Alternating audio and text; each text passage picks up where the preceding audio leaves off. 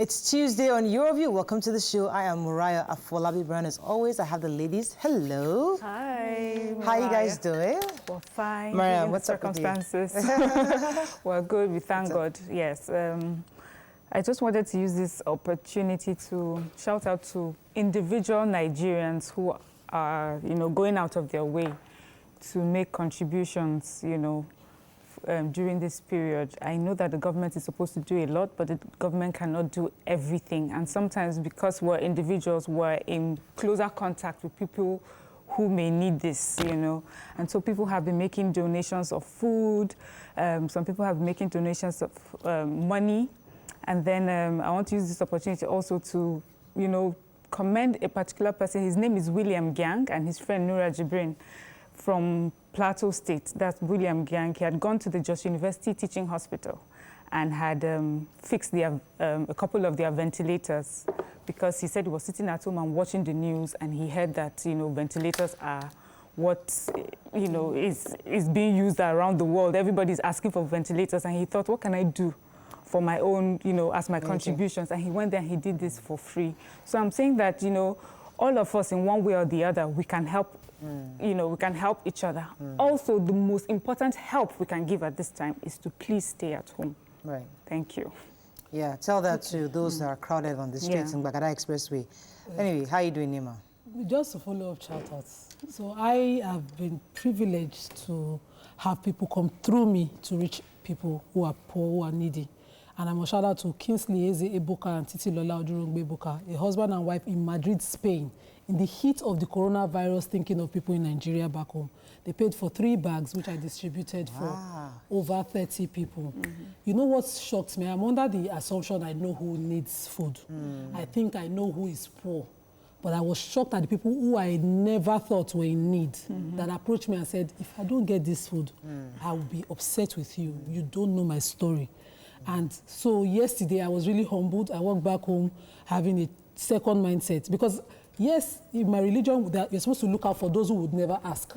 But there's this group of people that I just thought, Emma, were all right. You people have been sorted out. And some were saying to me yesterday that my business is daily. I've been locked in, and you didn't even I said I never knew. I just assumed everything was fine.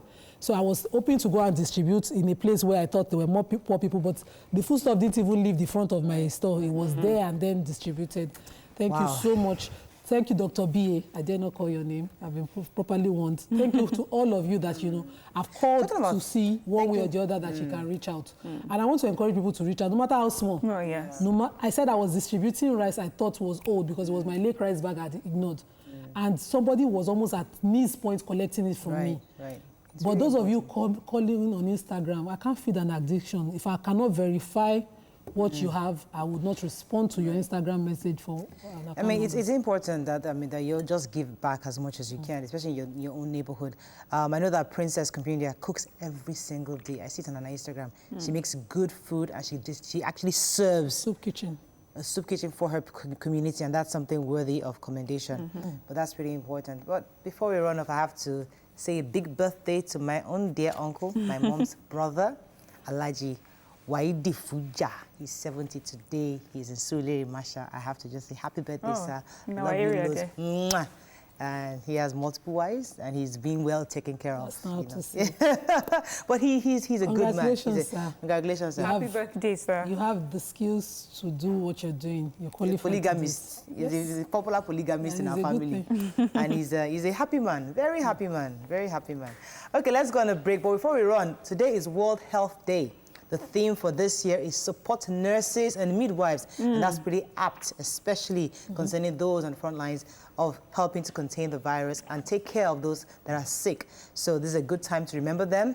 If you know a nurse in your neighborhood, it might be a good time to encourage them, send them things, just let them know that they're not alone. Yeah. Let's go on a break. When we come back, we'll go through the front pages of the newspaper. Stay with us. We'll be right back.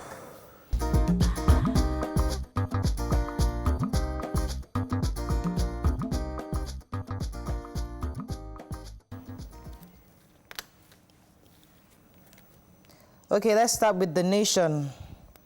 COVID-19, row deepens over 18 Chinese doctors. FG targets 2.7 trillion naira Stimulus cash. My experience in isolation by Makinde, Funke Akindele, husband convicted. FG to hire 774,000, says minister. Is it me or there's something going on here? I don't understand. I mean, as much as, let me let you guys start with the papers. Let me gather my thoughts together, but let me let you go. Headline. So major headline, yes. According to the our own government, they are trying to bring. Last week Friday, they announced that some 18 Chinese doctors will be coming to assist us with combating the COVID virus, to which a lot of voices were raised. The enemy had objections to it. A lot of people had objections, and I want to commend the Speaker of the House of Reps for doing his duties, even though the House is in recess due to the coronavirus. So he had a talk with the Minister for Health, who explained how the doctors from China were coming, saying that a Chinese company based here invited those doctors, and that they are coming here on the Chinese company, of course, will be paying them on the bill of that company, that this is not a burden to the Nigerian government in any way, and that they are not even coming here to just come immediately to come and interfere. But the Speaker has mandated that if they come in, they must observe the 14 days isolation before they are allowed to do anything. And their role is mostly advisory, and they would not be interfacing with patients, which is a great thing. Government is hiring 1,000 people per local government just for this virus, for COVID-19. They're also looking to get 2.7 trillion naira stimulus cash from various sources: IMF, African Development Bank, International Development Bank, Islamic Development Bank, all sorts of agencies trying to gather this money. And I wonder, we have 238 cases. And we are gathering all this money for what exactly? We're about to hire 1,000 people per local government. On what basis? I don't understand it. I'm very confused. Now, after all this money is gathered, how do we pay back, number one? Number two, do we have an economy to sustain the kind of money we're about to, the kind of debt we're about to get into? So are we even thinking post-COVID? There are three phases to this crisis we have in the world now. This is the first one, the health one. The second will be the economic one.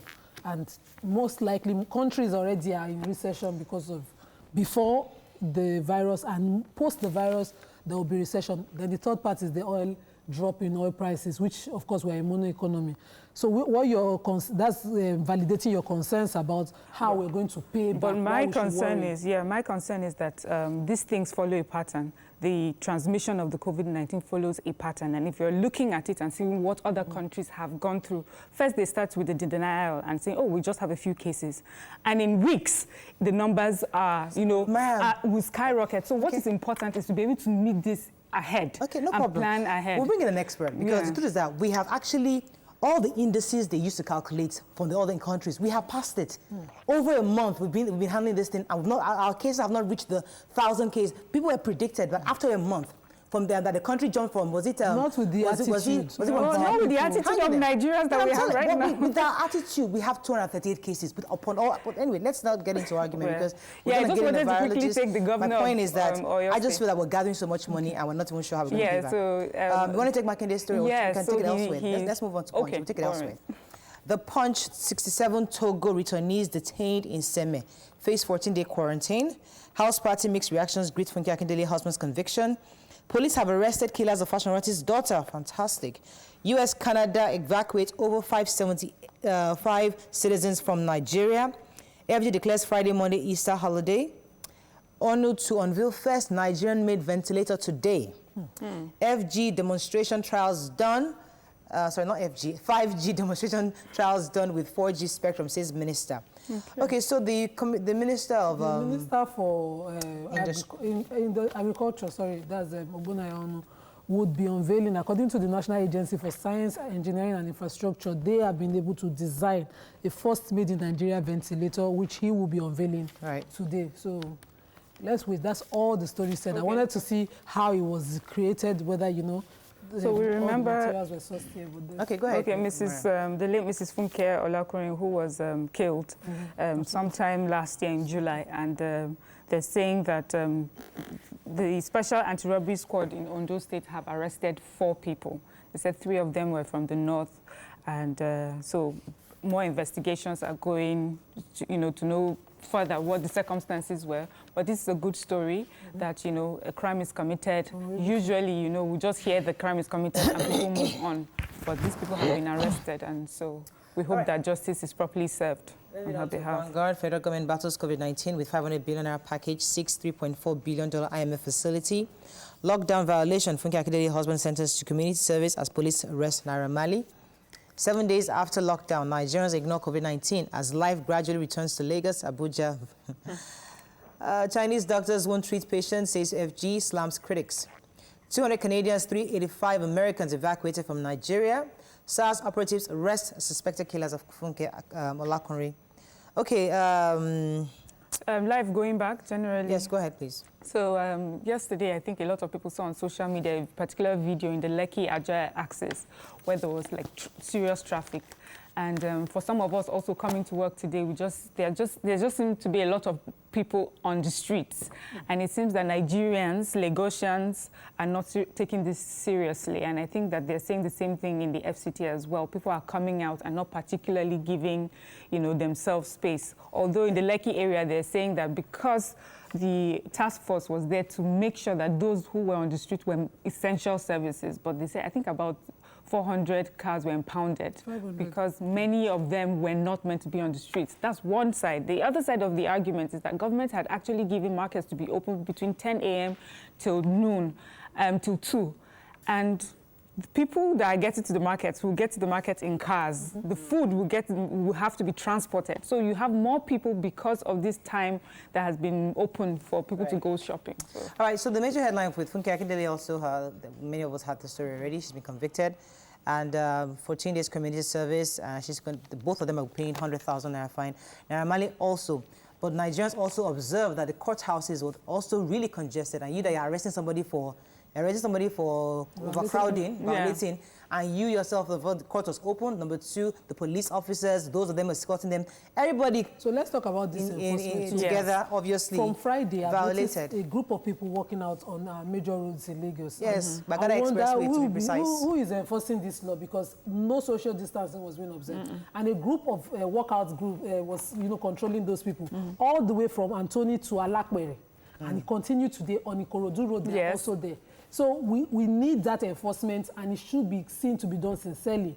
Funke Akindele has faced the consequence of ours. She has risen above these kind of things in the past. She will rise again. And this further highlights the hypocrisy of Nigerians. Who would enforce the abuses rampant everywhere, and the one, including the one that happened outside the court yesterday? Yes. Now, there was no crowding in the courtroom. The pictures from the courtroom, of course, it was outside. Observed, yes. But the law enforcement agencies who were arraigning an individual yesterday did not observe social distancing. And I hope the police can go and arrest those exercising on the expressways. Even on Sandy Road here, all of us are everybody's there exercising. So you there pointing fingers. Moving on to Daily Sun.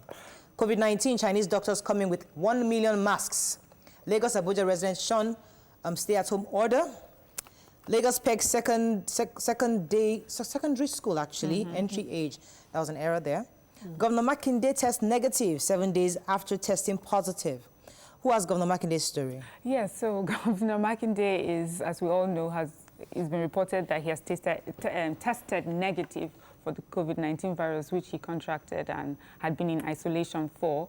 And he's just been giving like a, an update on what happened to him while he was recovering. He said that he was eating his carrots, taking his vitamin C, he was working out on the treadmill, and he said, and he was giving advice, that what we tend to do during this isolation is to eat and eat. And he was eating a lot of amala at first, but, he had to get on the treadmill. And also, he said that a friend of him had recommended he take a black seed oil and honey. So he would take a teaspoon in the morning and in the evening. And so he thinks that all these things put together was what... Fantastic. Congratulations to him. Congratulations. So has the secondary school Secondary school, yes, I have that. So the Lagos State is saying that they've pegged the age for secondary school students at 12 years, meaning you cannot get into the school, into secondary school until you're 12 years old.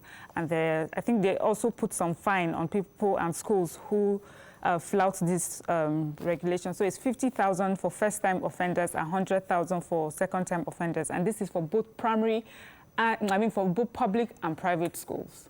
So that's a new thing. So moving on very quickly to The Guardian. How police military extort at COVID-19 checkpoints. Oh, my Lord. Yeah. Don't tell me that's So I'll happening. just quickly summarize that's this happening. one because I have a personal experience. On Sunday, I drove to the market and I saw my eye plenty. Trust You would me, have... from under the bridge at Trade Fair, there's a police park there. Even though I had identified myself, I was asked to settle the police. So if I had coronavirus, it's just to put it on the notes and settle. it. And that's the way it was all the way to the bridge at before you go to Atiba. So the story in the Vanguard is also saying, talking about how security agents, including Neighborhood Watch now, were extorting money from residents. Okay, let me take our final paper this morning, which is a story I've been talking about. 20 million jobs under threat in Africa, says AU. FG chases 2.5 trillion naira loan from IMF, World Bank, African Development Bank, and others. Picture here of Governor Fayemi, Ekiti State Governor, flagging off the distribution of food in his state. COVID-19 system failures affecting lockdown. Chinese doctors won't have contact with patients. And Boris Johnson's condition worsens, now in ICU. COVID-19, FG pushes for made in Nigeria ventilators. Okay, let me take, that's our last paper. But I would like to just quote what African Union is saying. They said about 200 million jobs are at risk in Africa as the continent's economies are projected to shrink this year due to the impact of the coronavirus pandemic. And Nigeria and Angola will bear the brunt. So while you are collecting money, saying stimulus packages, just remember, when this is over, who's going to bear the brunt of this? Who is it? Not us, the people. But we'll get experts. Let's be well first, so that we can even bear the brunt. Okay, All right, we can all die, and there will be nobody to bear the brunt. 238 cases, and then we're borrowing billions and billions of dollars. If we can curb the spread. If we behave better and stay at home, do we need that much money to curb the spread? That's the point. If we're staying at home, we may not need that much money. But if we are not staying at home, we may need more than what we are asking for. All right, let's go on a break. When we come back, we'll discuss the myths and facts about COVID-19. Stay with us, we'll be right back.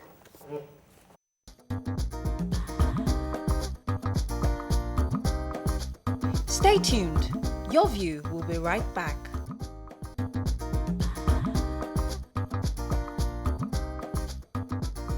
Welcome back to Your View.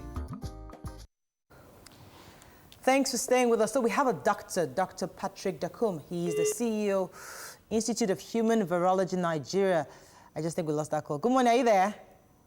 Yeah, we lost that call. Hopefully we can get it back shortly, because there have been quite a few myths out there that would like an expert to help dispel or to validate, tell us each one of these myths are actually true, or if there are facts within these myths that people are peddling all around.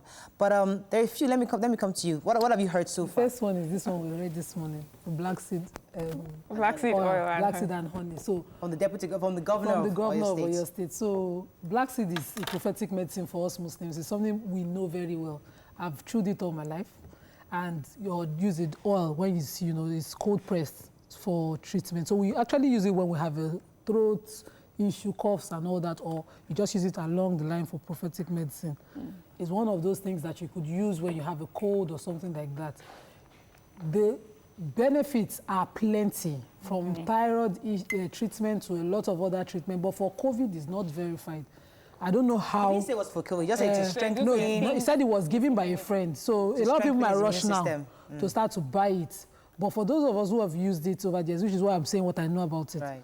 Every other one I know. But you see this COVID one, I cannot verify. Hello, Doc, are you there? Until he's back. Yes, I'm here. Yeah, good to have you back. So Nima, I wanted to go first. Yes, Nima, the question. Good morning, sir.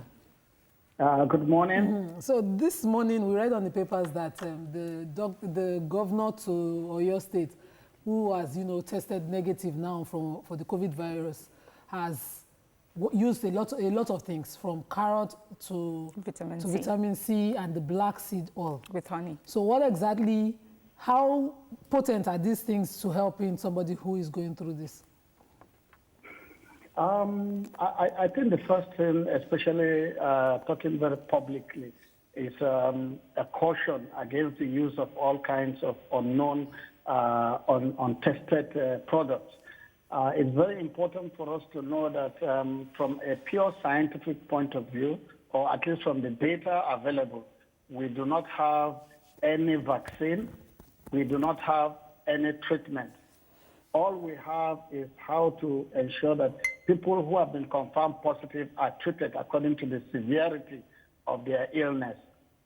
People have come up with all kinds of suggestions, from taking hot water to taking a lot of vitamin C to taking chloroquine, but these have not all been scientifically proven. Okay. There are protocols for treatment. Okay. Okay, so the idea is just to bring out the myths one after the other so that Nigerians can hear and then hear from you who's an expert. There's a particular one that started very early on, which is, well, we live in a very hot, we have a very hot climate, and the virus cannot stay alive, or it cannot survive in our sort of climate. I would like for you to enlighten us on that.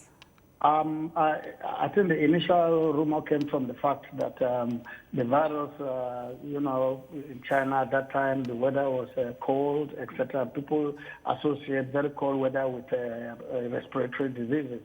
But we have long now known that being in a hot weather does not protect you against corona infection. The cases that we have seen in Lagos, the cases we have seen in Abuja, they are all very clear cases that hot weather does not protect. And therefore, the only thing that protects are the infection prevention measures that we do know and that the government has been preaching about. So, answer is false.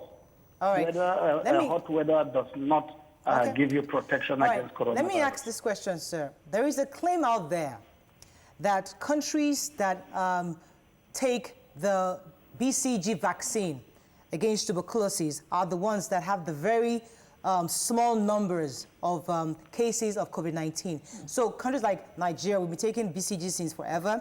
Countries like Russia, other countries that actually do take tuberculosis vaccine. US don't take it. They've never had a law to take it. Neither has United Kingdom. Even Italy also they don't take BCG. So that's a claim. People are saying because we take it, there's a possibility that we already have that strengthened immunity against respiratory disease like COVID-19. Is that true? From all that I know scientifically, I do not see that has been proven to be true. There are many people that are coming from very endemic or from areas where BCG has been taken and they've caught the virus. I just got the sad news of somebody that I know that is a Nigerian that went back to the UK, and he just passed on 2 days ago. And this is somebody that has had BCG vaccination before. So I don't think that there's any, there may be anecdotal assumptions. Herd immunity is something that we normally refer to as an immunity of a group of people based on previous exposure. But we have not seen that to be the case, that the herd immunity provided by one disease will give you protection against the other. Right. So a herd immunity on malaria does not provide immunity against corona. Gotcha. So I don't think that's true. Thank you. So help us understand the use and most likely abuse of antibiotics. Some people have said that antibiotics don't work for viral diseases like coronavirus, that, they work for bacterial infections and all that. How exactly can you explain this and, dispel whatever Nigerians myth they have around it?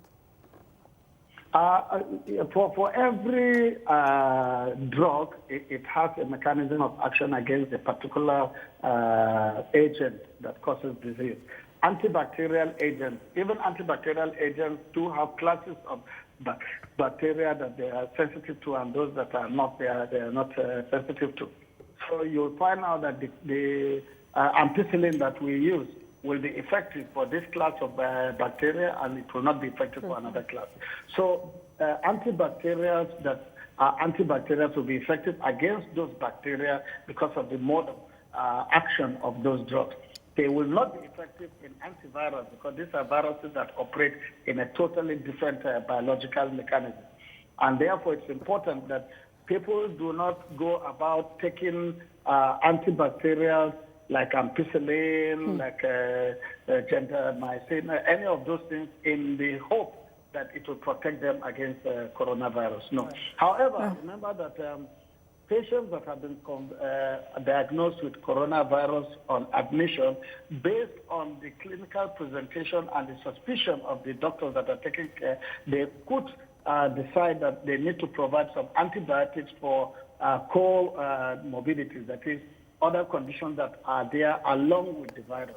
And that's why sometimes you talk that, or we think that it could be viral, at least give some antibacterial. But ideally, it should have been after microscopy, culture, and sensitivity. All right, because thank you. You just don't want an antibacterial, but Right. you want one that is sensitive. Right. Yeah, so doctor, there's we've heard some drugs, especially chloroquine, you know, had been thrown around here and there, and it's being claimed that it may have some sort of effect on the treatment of the virus.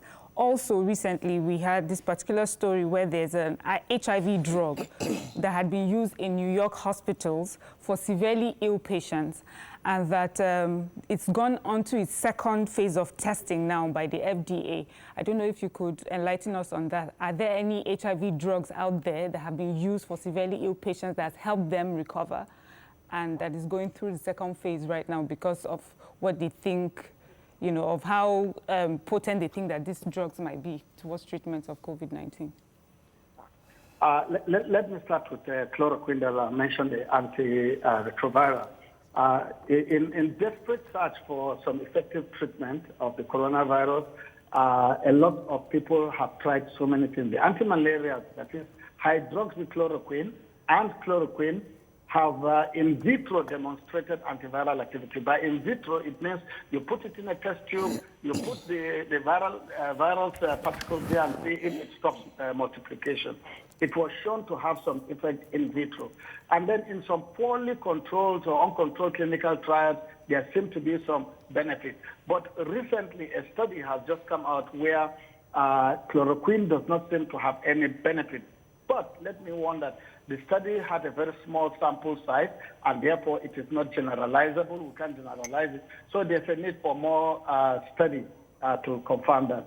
So to answer directly, yes, in vitro and in small samples, chloroquine was found to have some benefit, but that has not been confirmed. And the guideline for now, in fact, from African CDC, clearly states that chloroquine should not be prescribed for COVID patients unless it is under clinical trial or under what we call a monitored emergency use of unregistered products.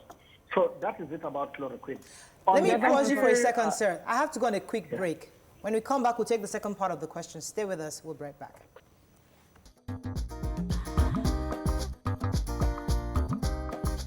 Stay tuned. Your View will be right back.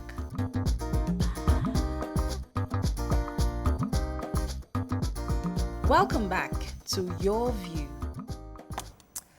Thanks for staying with us. Doctor, are you still there? Thank you very much. Yes. You can go ahead with the second part of the question concerning the HIV drugs. The HIV drugs. Go ahead. Right. So, like I did say in the past, for the anti-malaria, the use should be limited to clinical trials, and also if there is approval for use in an emergency monitored situation. Now, for antiretrovirals, quite a number of antiretrovirals were being tried related to whether it would have favorable outcome for patients that have severe COVID-19 disease. The one that went through some studies is the one we call Alluvia. It's made up of a drug called lopinavir boosted with ritonavir. These are all just names that are familiar to the medical people, especially people treating HIV patients. Now, the outcome is also very inconclusive in the sense that the number of patients that went through the trial are very small in number, and therefore it requires a larger trial. But there didn't seem to be any huge advantage using Alluvia. The drug that you are mentioning that has gone through the second phase is a drug called remdesivir. And this is an antiretroviral agent used for treating HIV. It has shown some level of clinical outcomes better. That is, people with severe acute respiratory distress became better using that drug, and therefore it's moved to second level clinical trial. So until those kind of assessments are out and the number of participants are large enough before this can be made available for general use. Right. But for now, it should be used only as part of a clinical trial. Right. So my expectation is that some of the trials that are ongoing in Nigeria today, probably, I don't have a copy of their protocol, but probably if there are treatment there, it is under some kind of trial. All right, thank you very much. Go ahead. So, sir, recently a celebrity who traveled to the US arrived, and on his entire team, only one person was positive for coronavirus. It was, the rumor out there that due to the, consumption of marijuana, or what we call Igbo in Nigeria, is why every other person did not have it, and only one person had it, the woman who would not take marijuana. How true is it that, the substance of marijuana can help curb, or cannabis can help curb the spread or the infection of a person? There is no scientific basis for that claim at all. And the people that have not caught coronavirus and have been exposed to it are people that have taken precautions. And the sermon still remains the same, that as long as we individually take action of social distancing, hand washing, etc., we will definitely, if we're exposed to the virus, we catch it. And Igbo or no Igbo, I don't think that there is any All right, I have to let you go very soon. I do know that people have used marijuana in the treatment or in the control of seizures in the past. That is, people who have convulsions. It has been shown to be beneficial, and medical use of marijuana has been approved in a number of countries, but not in the case of corona. Okay, my final question to you, sir, before we let you go, doctor, is that I really worry that our medical system obviously has broken down quite a bit in this part of the world, and there's a lot of work ongoing internationally on COVID-19. In your view as a virologist, what kind of work do you think should begin to commence, especially now that in Nigeria we have mostly asymptomatic patients? We don't have those critical patients where we're gathering data on how we can develop a vaccine or some kind of treatment. We're practically relying a lot on information we're getting internationally. What can the medical society begin to do now to help such that we can begin to work on some kind of get data, enough data with what we have, and begin to work on vaccines or solutions for virus like these in future?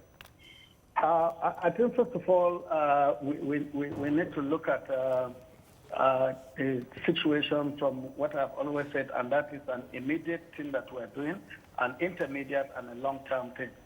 On the long-term, the run of our health sector, and by health sector, I'm talking about the health sector right from primary healthcare center right down to the tertiary.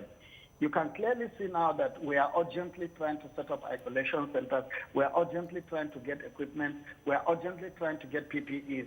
Well, all these things we are urgently trying to get are the things that we should make routine as we move forward. I, for one, always propose that the Presidential Task Force on COVID should not be disbanded because COVID, we get over COVID, but should be maintained in one form or the other to continue looking at how the gaps in our health sector can be plugged. The healthcare professionals are still not there in terms of the recommended numbers. The equipping of the hospitals, the infrastructure itself needs quite a lot of touch. The minimum budgetary provision for healthcare, 15%, is not being met by the federal or state. It means then that these are the things that we should be working on now. For example, I have said now that since I will not travel abroad in emergencies like this, then I better fix the one that is there so that in the event that I need to be admitted in a hospital, I'll be comfortable enough to go there to be admitted. So I think it's a medium and long-term thing that will involve both the National Assembly, the federal and state governments. All right. So many states are doing fine, and we hope that they continue. I feel like asking you a rhetorical question, but I have to let you go because I really worry about, we're seeking for 500 billion naira. And our current budget for health is how much, Nima? It's less than 100 billion. Yes, it is. It's about 5%. So I really worry about where the money is going to, but you know what, we'll have that conversation another time. But thank you so much, sir, for joining us on this show this morning. We've been speaking with Dr. Patrick Dakum, the CEO, Institute of Human Virology, Nigeria. All right, we're going to go on a break. When we come back, we'll move on to other topics. Stay with us, we'll be right back.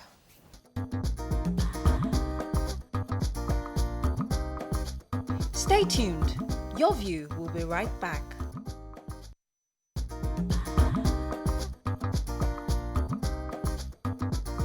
Welcome back to Your View. Thanks for staying with us. So Lagos State has been part of those giving out palliatives to residents around the state. However, we've heard of several stories of how these measures do not get to the respective places. There have been also stories from different states complaining about the quantity that is being distributed, or the fact that some leaders are saying there's been a sort of sabotage of their efforts to ensuring that the right people, the indigents of these societies, actually get the palliatives. I'd like to open our phone lines for Nigerians to call in, especially those of you that know somebody close to you or your family, a recipient of palliative from government, especially from Lagos, Ogun State, and I think Ekiti, I think FCT, those states that actually had the lockdown. What was given to you? If you can call us, let us know, and how it was distributed in your neighborhoods. I know we had the Commissioner for Agriculture of Lagos State talk to us, I think, last week, and he helped us understand that they actually set out to give out to 200,000 families, and it was supposed to be in phases, and they had agreed on the quantity, but at some point, the distribution channels obviously collapsed, and people are having issues. In fact, I saw videos, quite a number of videos, people throwing food all around and all that, destroying the goods and all that. But I'd like to show one or two clips so we have an idea what we're talking about. I think there's a clip for us to watch. Okay, it's not ready, but let me come to you. What have you observed so far, Mariam? Okay, so for me, a lot of the stories about the palliative measures being given in form of food to residents are, everything I've heard is strictly on social media. So there's no way to verify, apart from when the commissioner actually sent us videos, and it seemed like they were going from house to give this out. But, you know, from the videos we saw, it just seems that from the stories, it's like one community. So the bag we normally see, and we just assumed was for a family, which we were already complaining about because we thought it would not be, the amount of food in those bags would not even be enough for a week, talk less of the 14 days lockdown. But now we've heard stories of people saying that one single bag or two bags is supposed to be meant for like a whole community with 18 buildings and 18 or 20 families. And also, another thing that I can verify is that I have a couple of people reached out to me and said that when they were being given these packages, you have to be registered either as an elderly person or as a disabled person. So you have to be registered with Lagos State. So this particular disabled person could not access his own because he is not registered. So I think that there's definitely a problem with the distribution channel and the data. So we need to know where it broke down. Who is in charge of taking it from point A, where all the food and everything is put together, to these various families. There's a particular video of us, the head of a particular community, CDC, who went to get bags for his community, was asked that he should come and pick up bags, and he got only 3 bags. And rightfully, he was afraid to take these bags to his, to his constituents, because it would seem that they must have given you a lot more than this, and you come back with only 3 bags. We need to know where this thing fell apart. One of the issues Nigerians are asking, how the Lagos State come about 200,000? Because obviously we have quite much more people, indigent people living in Lagos State beyond 200,000. And what the commissioner had told us that it's in phases. It was just the first initial phase, and then the next phase is going to roll out more of these bags. But the issue also, another issue they're having is the quantity. Have you seen the bags? Yes. And it was like 5 kg rice, 5 kg. Now, the questions Nigerians are asking, is that enough to sustain me for 2 weeks? What the commissioner had said, it was supposed to be a support. It's a palliative. It's a palliative of support, not so much to be what you eat for the entire 2 weeks. But we need to get Nigerians to understand that it's not, we're not giving you food for 2 weeks. We're only assisting what you already have at home. There's a problem. So after the show on Friday, I'd reached out to friends that had statisticians within the government, and I was properly, conveniently and clearly disappointed at the Lagos State Commissioner for Agriculture on how they refuse to use the database that they have. So within Lagos State, every child in public school has a LASRA registered number, and their parents must have. They must also show that, either they are taxpayers or they are low-income earners living within Lagos before they can get admission. I have stood for some children within the Lagos State public schools to get admission. So I know for a fact, I have elderly people above 60 with LASRA numbers that were not reached out to. I can tell you for a fact that all residents within my estate did not see that bag, not even one. People have decided to line up at the gate of the estate waiting for me as a public person to ask when are they coming. So even though they are doing it in phases, they are clearly avoiding certain areas.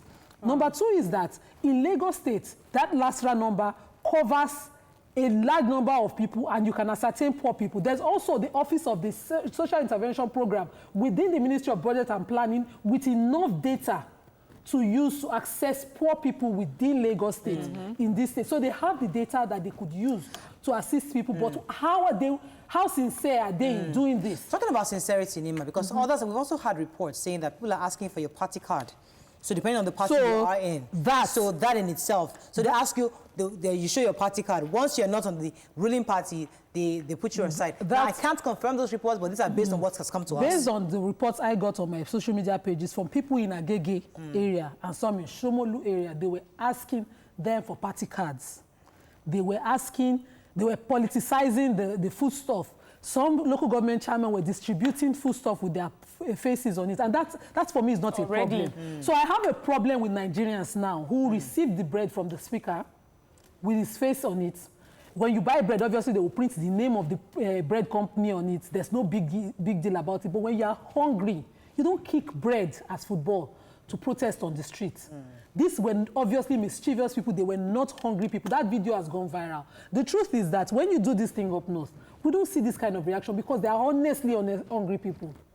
But here, rather than put together that bread and make a clear protest, we wasted that food. I saw a report. I mean, I know that the governor of Lagos State is a bit disappointed because he feels that his efforts were sabotaged and some of their measures were hijacked by these mischievous Nigerians.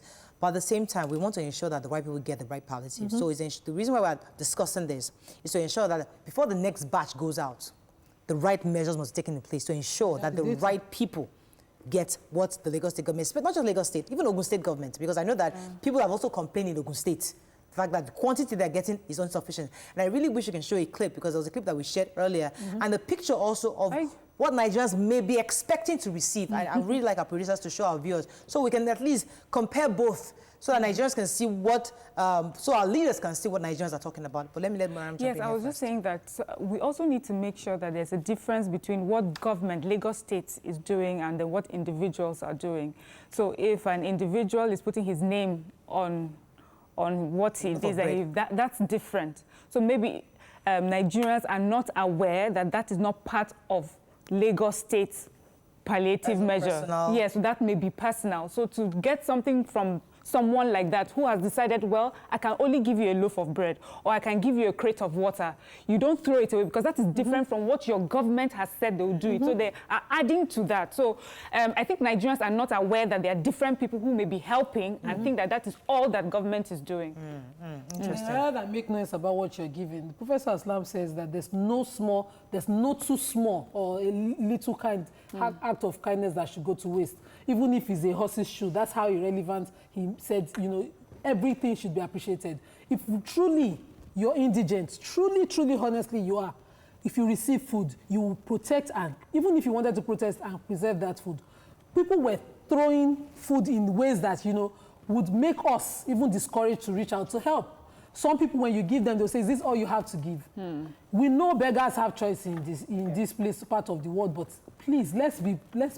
Unfortunately, we have to wrap up on this. I'm told that, because I really want us to show the clip and the picture. There was a picture that went around that actually shows, I think it's a bag of rice, a bag of beans, bag of gari, 2 kegs of oil, and a few other things. that is what Nigerians would like to have for these 2 weeks. I mean, I know that it's a bit ambitious to think such, but at the same time, we expect that this is something that Lagos State government at least should be able to provide, something decent for a family, because we are not just the mother, father, children. We have a community that are living with us per household, and it's important that we put that into consideration when you are putting out palliatives. Unfortunately, that's all we can take. When we go on a break, we'll speak to our guests. Stay with us. We'll be right back.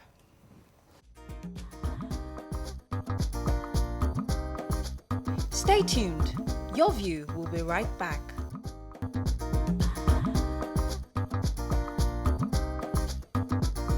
Welcome back to Your View. Thanks for staying with us. So we have a COVID-19 survivor, Oluwaseun Ayodeji. She will be via Skype. Good morning. Are you there? I'm here. Oh, you're okay. It's not via Skype. It's via phone. Okay, good to have you on the show. So how have you been feeling since you've been discharged? I feel great. I've just been taking a lot of time to rest because while I have fully recovered, my body also needs to adjust back to a normal system, and also my mental health is very important to me. So I feel really good. Great. I'm just taking more time to rest and bond with my family. All right. I've been very curious about what happens in the isolation centers, especially because when we watch international media, we see horror stories of people gasping for breath, families crying. We see these horror stories and we are moved to understand the gravity of what's at stake. But when we see in Nigeria, it's almost as though, I saw a video recently that was circulating where they were recording inside the centers, and those in there were practically doing well. They were breathing okay, they were happy, they were singing, and it was like, okay, yes, you're positive, you're asymptomatic, and you've been isolated, and you're just having fun. That's how we're seeing it. Could you help us clarify exactly what happens in the isolation centers in Lagos State? So that's the male ward, and I really don't have information about the male ward because we're in different places. Okay. But for the female ward, we have like 2 different people. So those who have symptoms and those who are asymptomatic. I was one of those who had symptoms. And so my experience will be definitely different from those who didn't have any symptoms. For those who don't have symptoms, it's easy, they have enough energy and strength to fight COVID. They're able to take their medication in good time. They are strong. And so it's a good thing for them to show positivity and do videos to encourage everybody out there. Right. But for myself, on the other hand, who had symptoms, it wasn't as easy for me. And there were times where I did, contemplate that I might not survive the experience because my body was breaking down, literally. Oh, wow. So it's a very different situation for different people. So for me, I had symptoms, I had diarrhea. Right. So I would like you to... I was busy, I was vomiting, I was doing everything. Wow. Okay. Right. So, Cheryl, I would like you to break down what exactly was the treatment like. I'd read that, you were on over 30 pills per day treatment. What exactly was it like? And what was the side effect of that treatment? How exactly, just details of what you had to deal with and how you had to go through treatment. So my medication was a bit different from others because, like I said, I had symptoms. And so every morning, every afternoon, every evening, the nurses would come in to check my vitals, my blood pressure, my pulse, my SpO2 to check to ensure that my oxygen level wasn't dropping below what was normal before they if they have to take me to ICU at any time, the SpO2 helps to check that. And so they give me medication in the morning, afternoon, and evening. And sometimes the medication switch because the medication that I'm reacting to. So, for example, there's a particular medication that makes me actually stool, like diarrhea, makes me vomit, and makes me lose my sense of taste. So I couldn't eat anything. I couldn't even drink water. Right. Drinking water was like a battle. So, the medication did have like, side effects like nausea, dizziness and all of that. Right. But, Did you ever need a ventilator? Sorry? Did you ever need a ventilator? Did you get to that point where you needed No, my case was one? well managed. I didn't have to use a ventilator at any time. Okay. But, there were times where they were nurses were a bit scared and they would tell me, please drink water, please take your ORS, we need you to fight. And, that was a very strong message that things were not going right with my vitals. Hey. Okay, Sean, you're young because a lot of people or a lot of information we've heard is that maybe when you're young, your symptoms will be mild, except if you had like a pre-existing condition. At the time you got this, were you already treating for something else? Were you already going to the hospital for something else? And because of that, that made your symptoms more severe? Or you're just being a regular healthy person and then your symptoms just happen to be more severe than others? I'm a very healthy young person. I wasn't treating any condition. And that's a misconception that people have, that so long as you're young, you have a very, good immune system automatically. That's not how it works. I mean, from the news in the UK, we've seen 13-year-olds die. God rest their soul. It's not really about being young or old. Coronavirus doesn't discriminate. It just attacks your system. If your system is able to fight it and your blood also is able to fight for you, that's fine. But if both systems are not able to fight for you, then you would definitely be down with it. Right. I didn't have any Pre-existing condition. I was very healthy. So let me ask you this question concerning stigmatization. So since you've been discharged, have you been through a situation where maybe they're asking you not to interface with people don't want to come to you, families and friends are scared of engaging you? Have you had that experience? Since my return, I've actually been self-isolating still. Okay. I'm staying by myself. I've not gone anywhere since I left the isolation center. Okay. So I'm literally, trying to protect myself and other people as well by staying in my house. Okay. But in terms of stigmatization, I've had a couple of people come out to say, oh, I read your story. Is it true? I used to think this was all a lie from the government to embezzle funds, But since you told your story, can you confirm that you or did someone write it about you? People still have their doubts. And I took my time to clarify and, tell them that it is for real. And, I've heard, someone who was in my ward, and there's an ongoing conversation right now because our employers want to sack her. Right. Because of a condition, right. Which I think is the highest form of discrimination and stigmatization ever. Yes. I mean, coronavirus is not a death sentence. It's not something someone wishes for themselves. Right. But when someone, contracts this thing and survives it, you should be celebrating with them as against trying to, withhold their salary or trying to, sack them. Okay, all right, point taken. Sharon, please, could you tell us if you were told that because you've had this already, you have antibodies that maybe will protect you from further, contracting it or reinfecting people?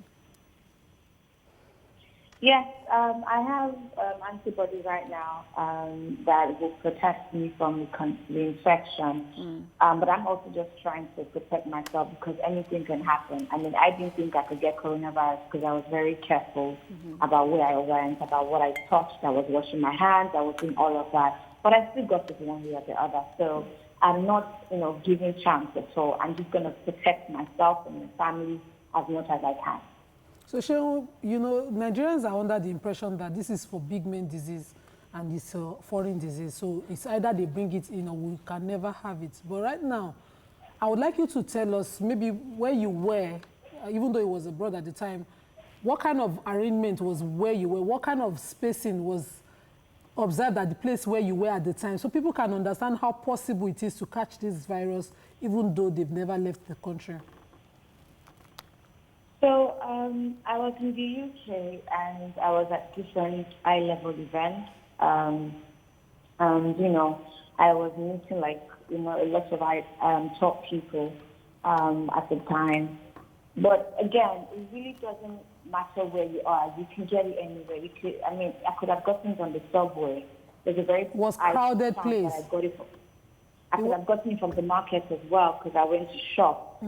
Someone could have touched something and I touched it right after, and or someone could have sneezed close to me and I did not observe, and the droplets got into my mouth or got through to my nose. So it really doesn't really matter, where you are. Whether you go to the market to go and get essential stuff, or you go for social gatherings. Right. It doesn't matter if people are, indicating any symptoms. You can still get it because some people don't have any symptoms, but they are carriers. And then if they sneeze or they cough or, they shake your hand, they are highly, able to infect you with it. Right. And trust me, because of time, anybody wants to have. Because of time, let me try to get a few more questions to you. The government told us last week they were looking for over 6,000 people. Now this week they're saying about 2,000 plus people. In your own case, do you think the government have been able to track down everybody you've been in contact with the moment you stepped into this country? Do you know if your circle of influence have been contacted, if they've been isolated, or if any of them have come down with symptoms? So I don't have that information at the moment, but I do know that governments did try, based on the information I saw online and what the Commissioner for Health directly told me.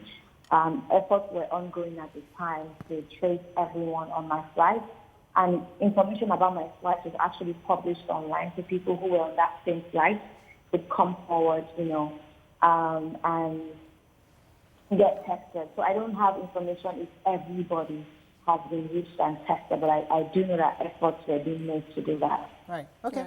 Yeah. You mentioned your mental health when you started talking, and mental health has been a conversation with, as a country we're having even before COVID-19, came upon us. I just want to know, while you were receiving treatment and maybe after you were done, was there any form of counseling or talking to you while you were apart? Because there was a point you said you were by yourself before others joined you in the ward. So how was that when you were just by yourself? And was there anything else, that was done for you, to help you psychologically? So the Lagos State team has a psychotherapy team as well, and they did contact me, to check in on me, to help me through the process, But sometimes, the mental health strength comes from you yourself, not with what another person is telling you, because the other person doesn't really feel the pain or understand what you're going through at that moment. So you are the person who can encourage yourself and speak to yourself and try to build, your mental capacity to fight this experience. So yeah, they did have a team, and I had a contact person who was, calling me from time to time. Many Nigerians feel that Lagos State or the government generally are overreacting, that really and truly we have 238 cases and only about 5 people have died, and we're building isolation centers, we're importing ventilators or even creating some here locally. That so much money has been expended for this virus, even though we have very little case we're managing in the country. In your view as a survivor, how do you react to this line of thinking? It's always important for every country to have a very high healthcare system. And in times of pandemics like this, it's important that we prepare for the worst. So importing ventilators and getting medical techniques on point is a good thing. It doesn't mean that we'll have 20,000 or 30,000 cases. But let's just imagine the worst case scenario.